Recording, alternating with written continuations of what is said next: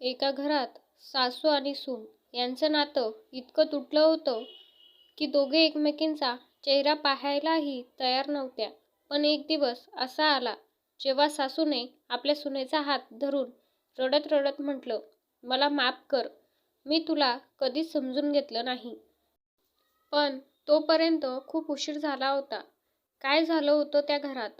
काय एवढं तुटलं होतं त्यांचं नातं? आणि शेवटी काय झालं? ऐका ही मनाला भिडणारी कथा, सासू आणि सून, नातं प्रेमाचं की अहंकाराचं? पुण्यातील एका मध्यमवर्गीय कुटुंबात ही कथा सुरू होते. शांताबाई, घरातील सासू, कडक स्वभाव, नियमप्रिय आणि स्वतःच्या मतावर ठाम. आणि दुसरीकडे स्वरा, एक सुशिक्षित, समजूतदार पण थोडीशी संवेदनशील मुलगी. स्वराचं लग्न झालं होतं शांताबाईचा मुलगा अमोलसोबत. लग्नाच्या पहिल्या दिवशीच स्वरा घरात पाऊल ठेवते. डोळ्यात स्वप्न, मनात आशा आणि चेहऱ्यावर हसू. आई ही स्वरा अमोलने प्रेमाने ओळख करून दिली. शांताबाईने वरपासून खालपर्यंत स्वराकडे पाहिलं. हलकीशी मान हलवली आणि म्हणाल्या, "ठीक आहे, आत ये." तो आवाज थंड होता, स्वागतापेक्षा जास्त औपचारिक. स्वराला थोडं विचित्र वाटलं, पण तिने मनाला समजावलं, नवीन आहे, वेळ लागेल. पहिले काही दिवस सर्व काही ठीक चाललं होतं. स्वरा घरात सगळ्यांना खुश ठेवायचा प्रयत्न करत होती. सकाळी लवकर उठणं, स्वयंपाकात मदत करणं, घर स्वच्छ ठेवणं, ती सगळं मनापासून करत होती. पण शांताबाईच्या नजरेत मात्र काहीच योग्य नव्हतं. चपाती गोल नाही झाली, भाजीला मीठ कमी आहे, आमच्या घरात असं नाही चालत. दररोज काही ना काही टोमणे. एक दिवस स्वरा स्वयंपाक करत होती. शांताबाई किचनमध्ये आल्या आणि म्हणाल्या, "तुझ्या आईने काही शिकवलं नाही का तुला? असं कोणी स्वयंपाक करतं का?" हे ऐकून स्वराच्या डोळ्यात पाणी आलं, पण तिने काहीच उत्तर दिलं नाही. त्या दिवशी रात्री स्वरा अमोलला म्हणाली, "अमोल, मी काही चुकते का? आई मला सतत का बोलतात?" अमोल थोडा गोंधळला. "अगं, आईचा स्वभाव आहे, तू मनावर घेऊ नकोस." पण रोज रोज ऐकायला कठीण होतं. स्वराचा आवाज थरथरत होता. अमोलने विषय बदलला आणि इथूनच सुरुवात झाली नात्यातील पहिल्या दरीची. दिवस जात होते, टोमणे वाढत होते आणि स्वराचं हसू कमी होत होतं. ती आता कमी बोलू लागली होती. एक दिवस तिने स्वतःसाठी चहा बनवला. शांताबाई लगेच म्हणाल्या, "आधी घरच्यांना विचारायचं, स्वतःसाठी आधी करायचं नाही." स्वराने शांतपणे कप खाली ठेवला. त्या क्षणी तिच्या मनात एक विचार आला, हे घर खरंच माझं आहे का? एक दिवस मोठा वाद झाला. कारण अगदी छोटंसं होतं. स्वराने भाजीमध्ये थोडं जास्त तेल घातलं होतं. शांताबाई जोरात ओरडल्या, "आमच्या घरात उधळपट्टी चालत नाही." स्वराला राहवलं नाही. ती पहिल्यांदा बोलली, "आई, एवढ्या छोट्या गोष्टीसाठी एवढं का बोलता? मी प्रयत्न करते ना सगळं शिकायला." घरात एकदम शांतता पसरली. शांताबाईचा चेहरा रागाने लाल झाला. "असं बोलायचं शिकवलंय का तुला? सासूला उलट उत्तर देतेस." अमोलही तिथेच होता, पण तो गप्पच राहिला. आणि त्या दिवशी स्वराच्या मनात काहीतरी तुटलं. त्या रात्री स्वरा एकटीच रडत बसली होती. तिला वाटत होतं, मी इतकी वाईट आहे का? तिला तिच्या आईची खूप आठवण येत होती, पण ती कोणालाही काही सांगत नव्हती. कारण तिला अजूनही वाटत होतं, एक दिवस सगळं ठीक होईल. पण तिला माहीत नव्हतं की अजून खूप काही बाकी आहे. त्या दिवसानंतर घरातलं वातावरण पूर्णपणे बदललं होतं.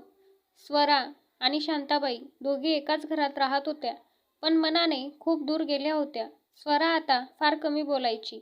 जे काही काम असेल ते शांतपणे करायची. ना हसू, ना गप्पा, ना काही अपेक्षा. शांताबाईही आता मुद्दाम बोलायच्या, "असं कर, तसं कर." पण त्या शब्दांमध्ये प्रेम नव्हतं, फक्त आदेश होता. अमोलला हे सगळं दिसत होतं, पण तो अजूनही शांत होता. एक दिवस स्वराला एक फोन आला. ती ज्या कंपनीत आधी काम करत होती तिथून तिला पुन्हा जॉबची ऑफर आली होती.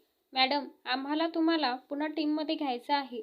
स्वराच्या डोळ्यात चमक आली. तिला वाटलं, कदाचित हा माझ्यासाठी एक नवी सुरुवात असेल. त्या रात्री तिने अमोलला सांगितलं, "अमोल, मला जॉबची ऑफर आली आहे. मी जॉईन करू का?" अमोल थोडा विचारात पडला. आईला विचारावं लागेल हे ऐकून स्वराचं मन पुन्हा खटू झालं.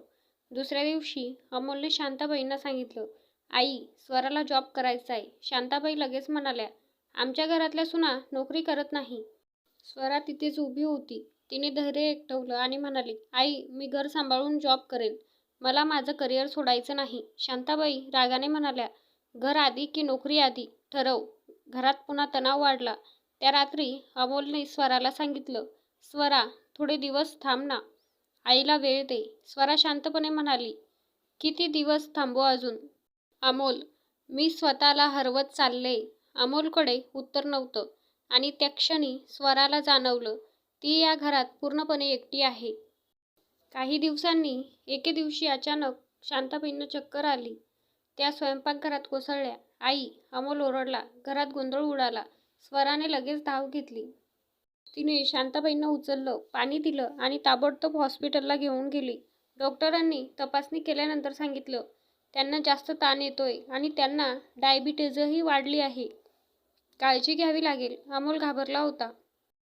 पण स्वरा शांतपणे सगळं हाताळत होती. औषध, रिपोर्ट्स, डॉक्टरांशी बोलणं, ती सगळं व्यवस्थित करत होती. शांताबाई बेडवर पडून सगळं पाहत होत्या. त्यांच्या डोळ्यात एक वेगळाच भाव होता. त्या रात्री हॉस्पिटलमध्ये स्वरा शांताबाईच्या बाजूला बसली होती. शांताबाई हळू आवाजात म्हणाल्या, तू घरी जा, मी ठीक आहे. स्वरा म्हणाली, नाही आई, मी इथंच राहते. पहिल्यांदाच स्वराने आई हा शब्द मनापासून उच्चारला होता. शांताबाई थोड्या थबकल्या. शांताबाई रात्रभर झोपू शकल्या नाहीत. त्यांच्या डोळ्यासमोर एकच गोष्ट फिरत होती. स्वरा त्यांची सेवा करत होती, न थांबता, न तक्रार करता. हीच ती मुलगी आहे, जिच्याशी मी एवढं कठोर वागले. त्यांच्या मनात विचार सुरू झाले, पण अहंकार अजूनही जिवंत होता. दुसऱ्या दिवशी डॉक्टरांनी सांगितलं, आता घरी घेऊन जाऊ शकता, पण काळजी खूप घ्यावी लागेल. घरी आल्यावर स्वराने पूर्ण जबाबदारी घेतली. औषधं वेळेवर, जेवण डाएटप्रमाणे, विश्रांती, ती सगळं अगदी मनापासून करत होती. शांताबाई मात्र गप्प होत्या. त्या काही बोलत नव्हत्या. पण आत काहीतरी बदलत होतं. एक दिवस शेजारच्या काकूने विचारलं, अगं शांताबाई, सून खूप चांगली आहे तुमची. किती काळजी घेते. शांताबाई काही क्षण शांत राहिल्या आणि अचानक म्हणाल्या, हो करते, पण सून म्हणजे सूनच, मुलगी नाही होऊ शकत. हे ऐकून स्वराच्या हातातून पाण्याचा ग्लास खाली पडला. तिच्या डोळ्यात पुन्हा अश्रू आले. इतकं सगळं करूनही ती अजून परकीच होती. त्या रात्री स्वरा एकटीच बाल्कनीत उभी होती. तिने ठरवलं, बस, आता पुरे झालं. तिने मोबाईल उचलला आणि त्या जॉब ऑफरला मेल पाठवला. त्या रात्रीनंतर स्वराच्या आयुष्यात एक मोठा निर्णय घेतला गेला होता. तिने जॉब स्वीकारला होता. पण हा निर्णय फक्त करिअरचा नव्हता, तो तिच्या आत्मसन्मानाचा होता. दुसऱ्या दिवशी सकाळी स्वरा नेहमीप्रमाणे उठली. घरचं सगळं काम केलं आणि शांतपणे म्हणाली, आई, मी उद्यापासून जॉबला जात आहे.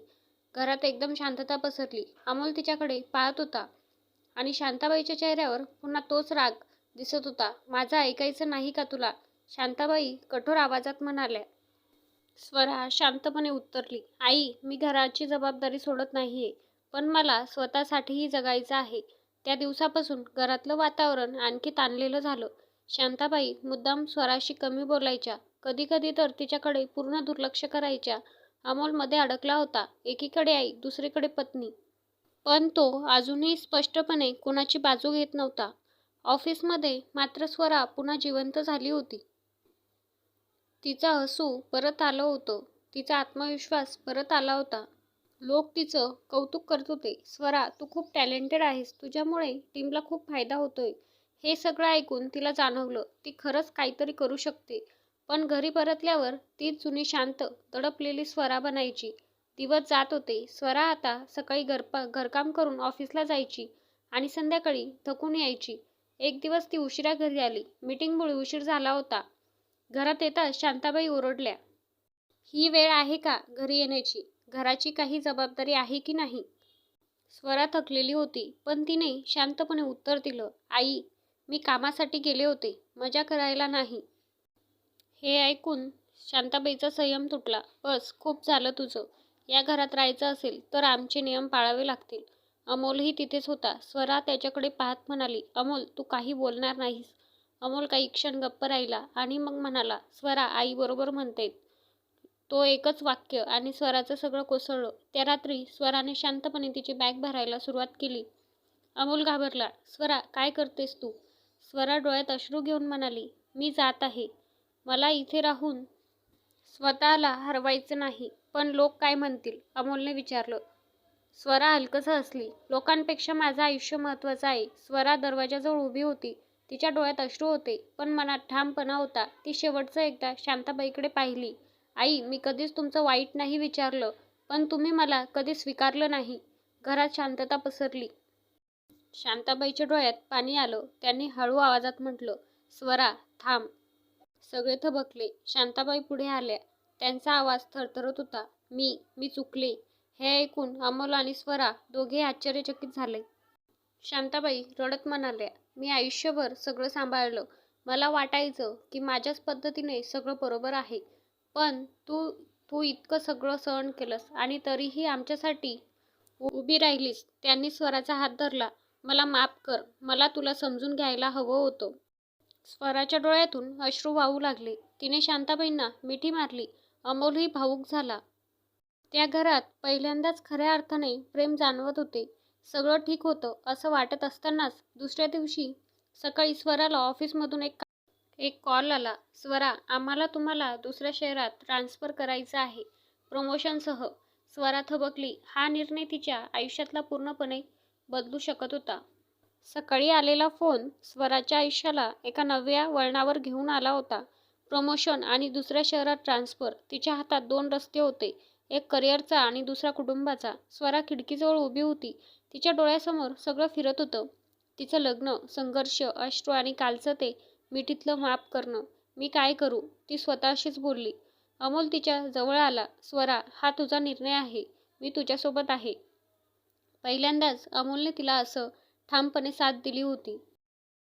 तेवढ्यात शांताबाई हळूच पुढे आल्या. त्यांनी स्वराकडे पाहिलं आणि शांतपणे म्हणाल्या, स्वरा, तू ही संधी सोडू नकोस. शांताबाई तिचा हात धरून म्हणाल्या. स्वरा चकित झाली. आई, पण घर? तुम्ही? शांताबाई हसल्या. घर मी सांभाळेन, पण तुझं स्वप्न तू जग. मी आधीच खूप उशीर केला आहे तुला समजायला. स्वराच्या डोळ्यात अश्रू आले. आई, तुम्ही खरंच बदललात का? मी सासू म्हणून खूप काही गमावलं, पण आता मला मुलगी म्हणून तुला जपायचं आहे. त्या क्षणी सासू-सून हे नातं संपलं आणि आई-मुलगी हे नातं जन्माला आलं. काही दिवसांनी स्वरा तिच्या नवीन शहरात जाण्यासाठी तयार होती. घरात एक वेगळंच वातावरण होतं. आनंद, अभिमान आणि थोडं दुःखही. शांताबाईंनी तिच्या हातात डब्बा दिला. रस्त्यात खा, स्वतःची काळजी घे. तो आवाज आता प्रेमाने भरलेला होता. स्वरा घराबाहेर पडत होती. तिने वळून पाहिलं. शांताबाई दरवाजात उभ्या होत्या. डोळ्यात अश्रू, पण चेहऱ्यावर हसू. स्वरा धावत गेली आणि त्यांना घट्ट मिठी मारली. आई, मी लवकर परत येईन. शांताबाई हळूच म्हणाल्या, घाई करू नकोस. आधी स्वतःचं आयुष्य जग. कथा इथेच संपत नाही. काही महिन्यांनी स्वरा परत घरी आली. पण यावेळी सगळं बदललेलं होतं. घरात हसू होतं आणि त्या घरात आता तणाव नव्हता. स्वरा किचनमध्ये गेली. ती चपाती बनवत होती. शांताबाई तिच्या बाजूला उभ्या होत्या आणि हसत म्हणाल्या, अगं, अजूनही चपाती गोल होत नाही तुझी. दोघेही हसू लागल्या. स्वरा म्हणाली, आई, तुम्ही शिकवा ना पुन्हा. त्या दिवशी स्वराने शांताबाईच्या मांडीवर डोकं ठेवलं आणि शांतपणे म्हणाली, आई, मला सासू नको होती. मला आई हवी होती आणि आता मला ती मिळाली. शांताबाईच्या डोळ्यातून अश्रू वाहत होते. त्या म्हणाल्या, मलाही सून नको होती. मला मुलगी हवी होती आणि तीही मला मिळाली. नातं सासू-सुनेचं असो किंवा कुठलंच, ते टिकवण्यासाठी प्रेम लागतं, समजून घेणं लागतं आणि सर्वात महत्त्वाचा, अहंकार सोडावा लागतो. कारण जिथे अहंकार संपतो तिथूनच नातं खरं सुरू होतं. मंडळी, जर ही कथा तुम्हाला आवडली असेल तर लाईक करा, शेअर करा आणि अशाच मनाला भिडणाऱ्या कथा ऐकण्यासाठी चॅनलला सबस्क्राईब करायला विसरू नका. धन्यवाद.